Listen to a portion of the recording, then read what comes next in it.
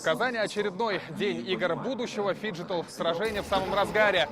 Мы снова в Академии тенниса, и здесь начался групповой этап по популярной стрелялке Counter-Strike. В столице республики появляются новые виды спорта, а публика обретает новых любимцев. Counter-Strike – одно из таких фиджитал-открытий. Улицу отрезать, и вот как раз я это говорю, смоки уже прилетели. Это одна из самых популярных видеоигр в мире, о которой знает каждый студент и школьник. Первая версия шутера вышла в свет больше 20 лет назад. В прошлом году, после очередного обновления, одновременно в игре находились почти 2 миллиона человек. Хорош.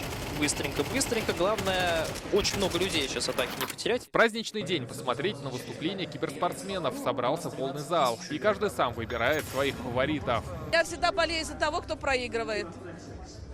Мне хочется, чтобы победила дружба. За красивую игру, конечно. Справедливо все было. Пока поднимаем 0. Вот дети должны понимать, что знают они, потому что играют все-таки молодежь. Среди зрителей много не только молодежи, но и старшего поколения. Те, кто точно не ругает своих детей за время, проведенное за компьютером.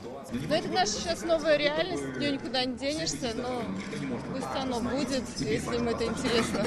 Игры, они способствуют тому, чтобы, посидев за компьютером, проще говоря, потом пойти позаниматься в спортзалах, на площадках. Вот это самое главное.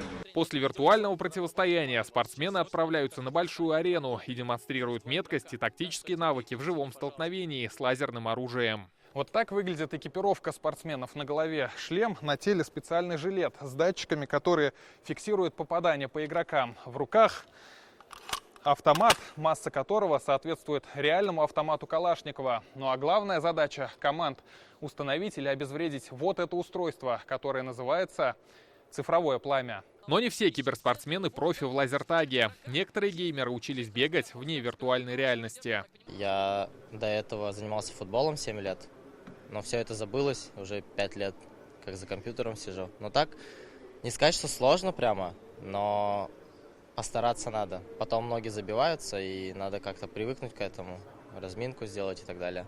В десятках разных дисциплин могут попробовать себя и посетители матчей, проверить меткость или определить сильнейшего в легендарной Mortal Kombat. Выбрали эту игру, потому что хотим выяснить отношения между мужем, хотя бы не словесно, а в игре. Мы в ней удовлетворяем все свои желания. И кто выигрывает? Я, конечно же. Игры будущего продолжают задавать новые тренды. Состязания по Counter-Strike продлятся до 28 февраля. Спортсмены разыграют $500 000. Рамиль Галиуллин, Рамзиль Гарипов, ТНВ, Казань.